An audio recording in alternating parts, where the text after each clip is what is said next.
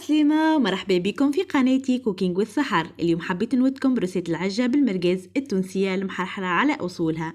وتوا جاي رمضان إن شاء الله ربي يحيينا بخير، أكيد باش تحيروا في الدباير، لذلك حبيت نودكم بأفكار باش تنوعوا وتصنفوا لعائلاتكم.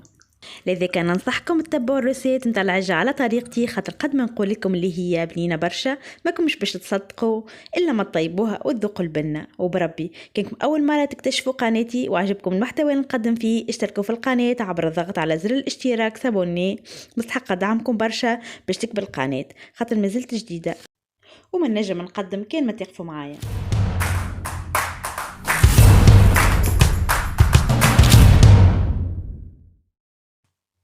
المقادير هذه لشخص أو شخصين، نجم تضاعفوا المكونات إذا تحبوا أكثر.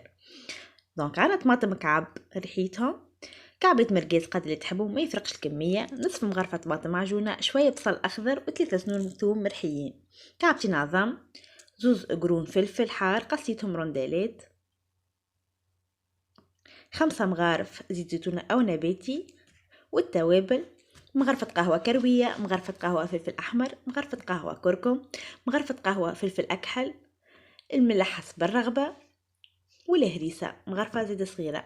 بطبيعة الحال مقادير تلقاهم مكتوبين بالتفصيل في صندوق الوصف. أول مرحلة باش نشوي المرقاز، بعد ما قصيتو طروف صغار، انتو ممكن تحبوا تخليوهم كاملين مثالش مش مشكل. المرقاز نطيبوه على نار هادية باش يقر الزيت اللي فيه الكل، ونواصلوا تحريك المرقاز باش ما يتحرقش ويتم في ساعة.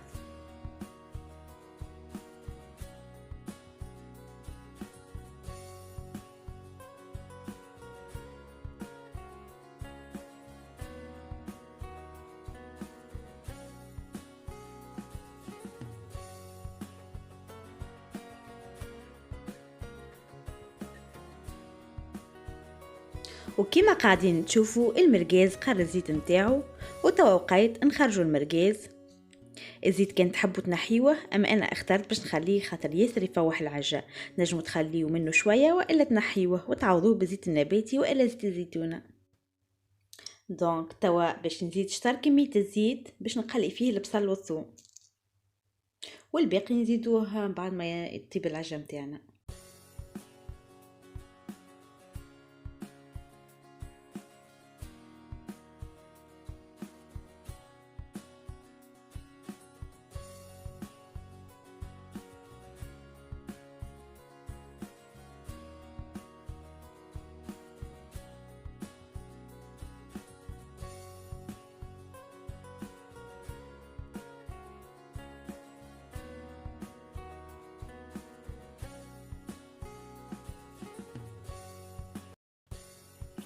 توا بعد ما قليت البصل والثوم مليح وذبلوا، توا وقيت نزيدو الطماطم الكعب اللي سبق ورحيتها ياسر تعطي بنة وخفة للعجة، ونخليوها تتقلى في عقلها باش تنحى القروسية متاعها، خاطر ماكم تعرفوا ديما طماطم الفريشكا تبدا فيها حموضة اكثر من الطماطم المعجونة.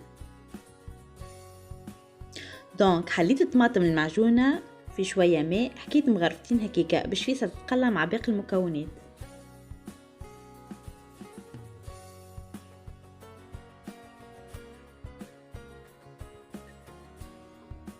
وتوا نزيد الهريسة انتوما والذوق نتاعكم بطبيعة الحال.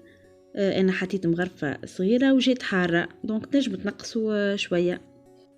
وتوا بعد ما تأكدت اللي الطماطم تقليت بالباهي، رجع المرقاز اللي ديجا طيبته من اللول باش يتجانس مع باقي المكونات، ونبدأ نفوح فيه بالتوابل الكليكة اللي عندي. جست ملاحظة صغيرة، ماذا بيكم تزيدوا الملح في الاخر وتذوقوا، خاطر فما مرقاز مالح، وزيد ما تنساوش الا الهريسه العربي زيادة فيها ملح، خاطر كان تحطوا الملح توا فهم بوسيبيليتي تجيكم العجة مالحه، دونك ننصحكم تحطوا الملح في الاخر. وتوا باش نزيد شطر كميه الفلفل ونخلي شطر الاخر للدريساج في الاخر، خاطر يعطي منظر ياسر مزيان ويشهي للعجة.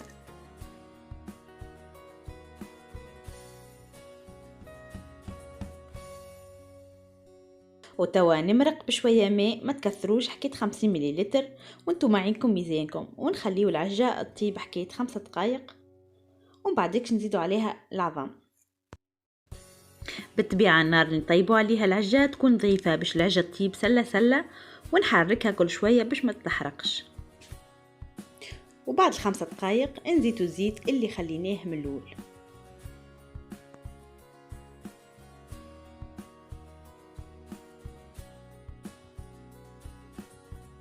العظم انا لنا استعملت عظمتين هكا، وانتم تنجموا تستعملوا اكثر.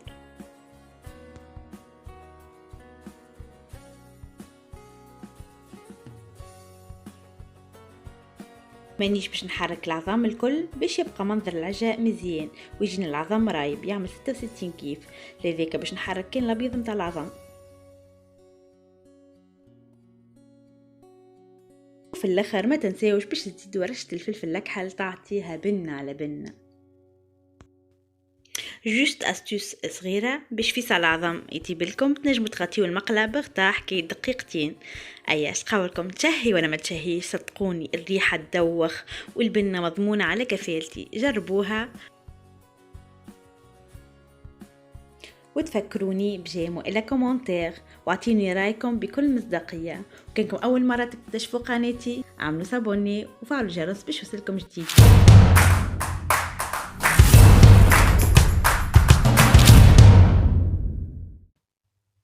إلى اللقاء في رسالة أخرى، وإن شاء الله رمضانكم مبروك، وإن شاء الله أيامكم أسعد الأيام.